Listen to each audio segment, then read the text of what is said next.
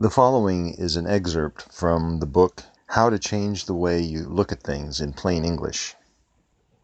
One kind of reframing is making plausible interpretations that help you. When you realize the first explanation you make of an event isn't a good one, ask yourself, what would explain this event equally well, but make me feel better or make me more capable? We're looking for a strong explanation of the event. Ideally, you want your explanation to motivate you or energize you, or at the very least, not bring you down. For example, I found a great reframe in the book Pain Free, a revolutionary method for stopping chronic pain.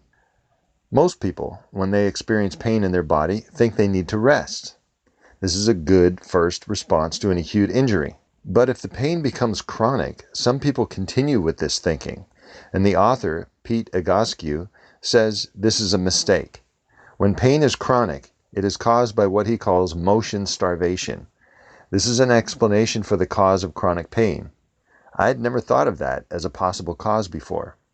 In other words, the human body needs to move in a variety of ways. Modern life doesn't require much variety in our motions, so we often go days at a time with very little motion variety.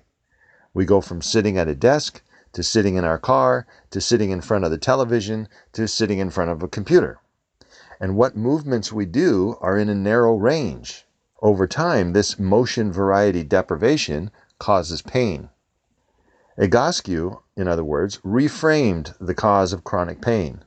Rather than the usual explanations, such as, if you're in pain you should rest, or I guess I'm getting old, or this must be an old football injury, he says the pain is caused by motion starvation, and the solution is more movement and a greater variety of movement. This reframe, this entirely different way of looking at the same thing, chronic pain, would cause the opposite kind of behavior. The question is, of course, which frame is correct? We now have two different explanations for chronic back pain. Do you know which is the best way to look at it? If you've got chronic back pain and you've just learned about this reframe, you really don't know if it's a better explanation or not, do you? To find out which explanation is better, you'd need to find out which one has the better result. I've tried both explanations, and the motion starvation explanation is the better one in my experience. Resting increases chronic pain, motion variety decreases it. It's a better way to look at chronic pain. This perspective leads to less pain. It can, in fact, make the pain disappear altogether. A good reframe is a strong explanation of the situation, a way to reinterpret the situation so you are more effective, so you're more likely to get the results you want. Reframing is a skill. It's something you can improve. You can get better at reinterpreting events, and it is an incredibly helpful, creative, and practical skill to have. The better you get at it, the more often you'll feel better, and the more effective you will be in the world. Subtitle, The Ultimate Test. At one point in World War I, 2 million Allied soldiers were ordered to stop retreating and go on the offensive. This new battle had been raging for 2 days when Marshal Foch sent his general this famous message, quote, "My center gives way, my right recedes. The situation is excellent. I shall attack." Foch had been in command of the center of the whole line, and his renewed offensive essentially saved Paris. He reinterpreted dire circumstances as a perfect opportunity, and we can now see, after the fact, that his interpretation was a stronger one, more effective, more likely to get the result Foch wanted, than the most natural one that would occur to most people in similar circumstances, namely, we're completely screwed, run for your lives. Military situations lend themselves to legendary moments such as these when all seems lost, when troop demoralization means certain and final defeat. Morale is often the crucial deciding factor in military engagements and in your own life. In the 1950s, Marines were completely surrounded by the Chinese in Korea. Someone asked Colonel Louis Chesty Puller if he realized they were outnumbered and encircled. "Those poor bastards," he replied. "They've got us right where we want them. We can shoot in every direction now." How's that for a reframe? They could shoot in any direction and be sure of hitting the enemy because the Marines were surrounded. Think about how that point of view would influence morale. If Colonel Puller didn't have a record of success behind him, of course, his men might have thought he'd lost his mind. But they knew he was an effective leader, and his attitude gave his men determination and fortitude. It was a strong interpretation of the situation. It made them more effective.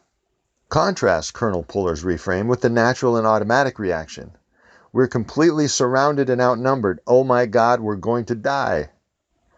The soldiers didn't know if they were going to die or not. It might have been likely, but that doesn't make it inevitable. So this is a perfect situation for a reframe because you can't determine the truth or falsity of any guess about the future. The only valid criteria for interpreting the event in those kinds of circumstances is to ask, what will help us be more effective? One point of view that would not help is, we're all going to die. Colonel Puller's point of view worked a lot better. Let's look at another military example, this time from the Civil War. Unconditional Surrender Grant, as he became known during the war, often saw apparently bleak circumstances in a way totally different than his fellow officers. And this different way of looking was one of the most important keys to his legendary success on the battlefield. Grant was once away from Fort Donelson when his officers and troops engaged in an intense battle, and when Grant returned, he found very low morale among his men. When the Confederates attacked, they were carrying full packs on their back. Nobody recognized the significance of that fact until Grant arrived on the scene. They were too demoralized to think straight. Grant thought the only reason the Confederates would attack carrying packs is because they were trying to fight to get away rather than trying to win the battle. In a dispatch, Grant pointed out that although his men were demoralized, quote, "I think the enemy is more so," unquote. He reframed the situation, in other words. He saw it from a different point of view than his officers. The Union troops were not merely demoralized and tired from the battle. They were fighting an enemy who was even more demoralized, and to Grant that meant whoever attacked now would probably win. Grant had enough evidence for either point of view. Either they were defeated, or they could attack again and probably win. The question was, which was the most effective way to see this? Which way would bring the best results? Based on what he knew about morale, Grant made his decision. He rode his horse along the line of his disheartened troops, yelling out that the Confederates were trying to retreat, and he urged every man to refill his ammunition pouch and get ready to attack. Fort Donelson fell. It was one of the most significant Union victories of the Civil War. In war, as in many other challenging endeavors, morale can make all the difference. And morale can be changed with a reframe. Demoralization can be transformed into steely determination, and that is a powerful change to make on a battlefield and in other difficult or challenging situations.